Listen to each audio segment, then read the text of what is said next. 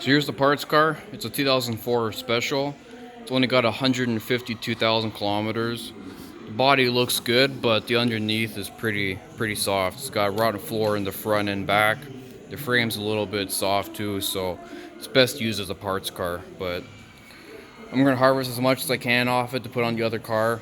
I've already sold some parts to some other guys, so you know, at least it's gonna go help to save other cars. Basically, to drop the motor from these cars, you got to disconnect the AC compressor, of course, your alternator, and basically unplug everything from around the motor. Take your intake off, fuel rail. You got a bunch of coolant lines and fuel lines in the back to disconnect. Pretty easy. You can do most of the stuff with basic common hand tools. You really don't need anything fancy. Put the alternator or the AC compressor off to the side there. It gives you lots of room.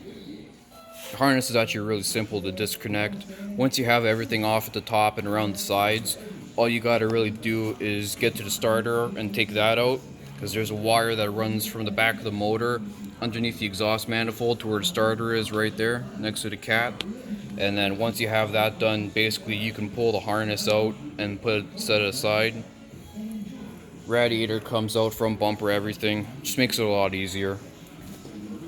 Disconnect the brake lines. You don't have to, but I have to in my situation, because I gotta save these lines from my other car. But disconnect the steering. I took out the inner fender just so you have easier access inside. And yeah, you got the 4 bolts up here, one there, one in the back, and then you got the 2 in the front up here.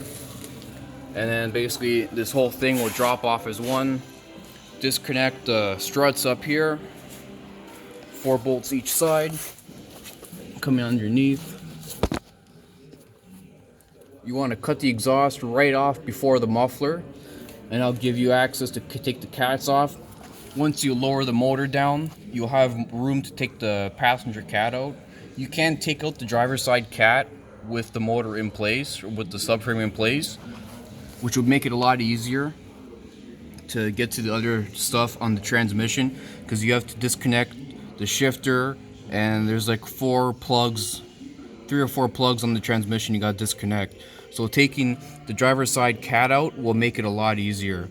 What I would recommend first is to unhook the O2 sensors, take them out, so it makes removing the cat a lot easier.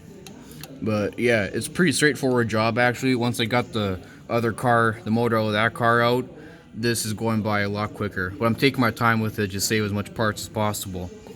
But here's the underneath of the car. As you can see, it's pretty soft. This is just on that side. Rockers need work, frame. It's pretty suspect. It's not the prettiest thing, but that's why it's a parts car. But yeah, just going good, and it would be nice to have the other car back on the road soon, hopefully, but we shall see. I got a video of a walk around this car, I'll post later, but yeah, it's pretty rough. There's a hole in the floor there, and then there's another big one back here.